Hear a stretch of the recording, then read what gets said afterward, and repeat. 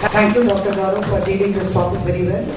But I think the take-home message is that by and large, accepting early hits, we stick to surface ablation as the best option because epithelial ingrowths, when they come, they tend to be very aggressive and bothersome. I would now take you on to my talk on topographic dilemmas. We all have come to understand now that the present-day topographers are an excellent tool as far as opting for the choice of different options which we have available, coming up with excellent clues as to how to manage a situation as it comes along. But there are certain dilemmas which come up at different points of time, wherein you're in a crossroad, when you don't know which way to go. Do we lift a flap, do we do a surface ablation, or we leave the cornea aside and go in for a ICL implant, or do away with refractive procedure altogether. This is a very simple, straightforward example of a mixed astigmatism. If you're familiar with the topographies, you would know that the prominent elevation points in the anterior and the posterior folds are one suspicious sign. Again, but it's a symmetric bow tie. The other important thing is there is no infratemporal thinning. Then, when you go on to the bad display, the 9 parameters are all within normal limits. The second eye is again a mirror image.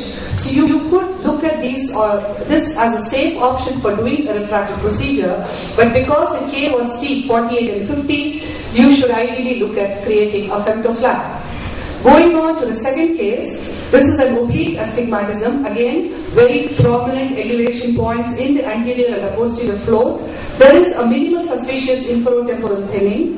If you look at the Bellin display, there are those red flags which tell us to be cautious. The second eye is similar, and in this particular situation, although it doesn't look typically ectatic, I would advise that we gear away from a corneal procedure and look at ICL. And as the corneal depth, AC depth was over 3, we could look at doing an ICL implant in this eye. This is third case scenario, a high myopia, which at the present day understanding we would not look at doing a corneal procedure at all, but otherwise it's a normal topography. But the surprising thing comes when you look at the other eye. This is of course a characteristic cornea with an infratemporal thinning. But if the cornea had looked normal and you get this kind of a bow tie, asymmetric bow tie appearance with an infratemporal thinning, if in doubt, you need to look at a pachymeter map of 12 millimeters to understand that if there is no infratemporal thinning, you are not looking at a pellucid but at an inferior ectasia, and here our treatment strategy would differ. Looking at the next case, this was a patient which came in post-classic with this amount of -4 diopter of myopia with astigmatism.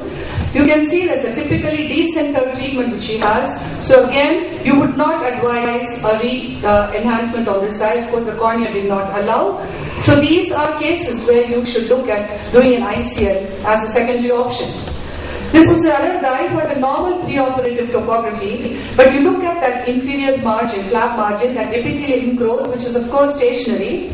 But when you look at the topography, you notice that inferior flattening and the commensurate superior steepening which you see. But however, this guy was visually asymptomatic, so we let him be, and there was no residual refractive error, we let him be. But in case some refractive errors trickles in, you would have to look at doing a topographic regularization. So in essence, what do you understand by topo-guided treatment? Here then, you're trying to fit a best fit sphere on an asymmetric cornea and making it as neutral as possible. In other words, you are resurfacing the corneal surface. These are the various indications, right from decentered ablations to irregular astigmatism to probable form keratoconus, or even as a routine. And I will try to rush you through the different examples wherein the topo-guided treatments have helped. This was a guy who had a -6 and with some amount of astigmatism, but he came in post-treatment with a +1.25, and you can see the typical flattening in the visual axis. So in this situation, what you're supposed to do is first take 8 valid topography maps and use the most reproducible one. You can either play around with the asphericity or the refractive error. If the asphericity is between 0 to -1, you do not change the asphericity value, but when it is beyond, then you bring it to the nearest 0, which is what was done. But when you change the asphericity, you need to understand that some amount of defocus or myopia gets introduced, which has to be corrected. So you have chosen the most probable map, enter those values. Then you incorporate for the surface ablation. All topo-guided treatments are surface treatments. So you incorporate the nomogram for the surface ablation. And then you switch off the tilt. Then you decide what is the correction which you are going to do.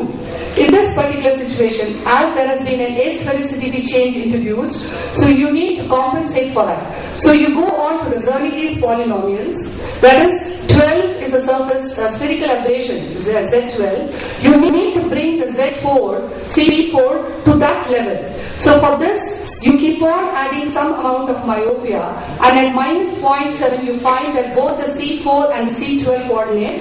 That means they've got neutralized. And then with to this 0.7 you add that 0.5 for the surface ablation. So 1.25 was what, 1.2 was what was corrected. And if you look at the topography, finally, he came in with a plano with a normal symmetric cornea. Going on to the next case, I wouldn't go so elaborately. This was a guy who came in with persistent glare. Although he had a residual refraction of plano, he had a large mesopic pupil of 6.72. If you look at the post-op topography, you can see that the optic zone is really small and there's some amount of decentration there. So what I do is, I go about enlarging the optic zone, that is a little bit of the asphericity change which was introduced, which was just 0.1. So finally, a 0.6 correction was done. And lo and behold, this was how his topography was, and he was a very happy patient at the end of it. Going on to another dilemma, this was a guy who came in with a +1 with -4 initial refractive error. Post-operatively, he ended up with a +1.5 with -2.5. But if you look at this was pre-op topo, which was good. His post-op topo is also quite alright, well-centered topography. But he did not have adequate corneal thickness for me to correct the whole mixed astigmatism which he had. So in this situation, here again, there was no change in the asphericity, which was because it was well within -0 to -1. So all I'm going to do here is just do a minimal refractive correction on a topo-guided format.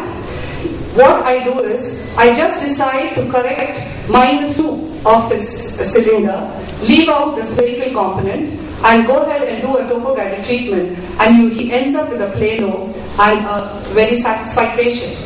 Going on to the next case scenario, this was a patient who had a bad blade, probably came in with a flap lift, which was done in one of my other centers. So she came in within 2 weeks with this extent of epithelial ingrowth. First and foremost, I lifted the flap, debrided it, used mitomycin C, and 1 month post-wash, the cornea was quite clear, but she had this amount of mixed hyperopic astigmatism, and was very disturbed and a very demanding patient. So I told her that I would be doing the topo-guided treatment in 2 steps. The first step, I would regularize the cornea, and then based on the refractive error, treat her on the next sitting. And as you can see here, the previous map again, in the area of the epithelial ingrowth, you can see that the green island which you see, which indicates that there has been significant flattening with a commensurate steepening on the opposite axis. There was no asphericity change which was needed, so we just incorporated at 0.5 which is needed for the surface ablation. And this is how her topography looked after the treatment. An immensely satisfied patient. She did have some amount of residual refractive error, but wanted to wait, and over a period of 3 or 4 months, it came down to just 0.75 of astigmatism, and she did not want an enhancement, and was more importantly very happy with the quality of vision. So in essence, why we look at a topo-guided treatment is to regularize, resurface the cornea, and to improve the quality of vision. And you understand down the line that even if they have some amount of refractive error left, they're still far more happier than being left with an irregular cornea. This was another patient who had a normal topography and who came in with a low hinged flap. Of course, this was a complication which was induced by us. And this was how was the residual refractive error which he had. And here again, I decided to take him up for a topo-guided treatment. Look at the area of the green island which you see, which corresponds with the flattening with the low hinge.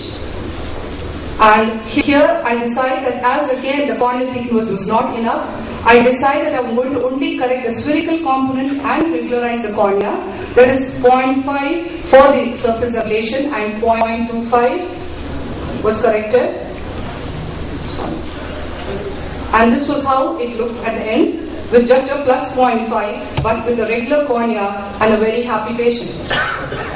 This was the last case which I'm showing you. This was a patient who underwent RK in 1997 for a -3 diopter. She had plano 6.6 at 2001 when she came last, and she came back in 2013 with a plus 0.75 with a minus 4.5 of cylinder, and this was the cornea, how it appeared. So I decided to take her up for a topographic regularization, and here again, I know people who are familiar with topographic treatment would understand it more clearly, but here her Q value was 0.9, so I decided to bring it to 0 and chose the best topograph map. And whenever you're changing the Q value, you need to bring about some amount of compensation. That is, when you're changing the asphericity, some amount of myopia gets induced, and that myopia has to be evaluated. That was 1.25. On top of it, that 0.5 for the PTK mode was incorporated. Then the nomogram correction was added. Finally, a -2 correction was done, and she had a fairly symmetric cornea. However, the amount of refractive error remained, so at the end of 6 months, we took her up for an enhancement where we did a wavefront optimized treatment, and she ended up with a plano, with a symmetric cornea, and a very happy patient. I could go on and on about the various topographic dilemmas which suddenly come and confront us, and how we've done our best to regularize the cornea, improve the quality of vision, try our best to correct the refractive error. But invariably, you need to be having a different format for each eye. It has to be a conservative approach. You should not remove more than 40 to 50 micron of ablation to resurface the cornea. It essentially has to be a two-step procedure. If there is a change in the asphericity, we need to compensate for the induced spherical aberrations.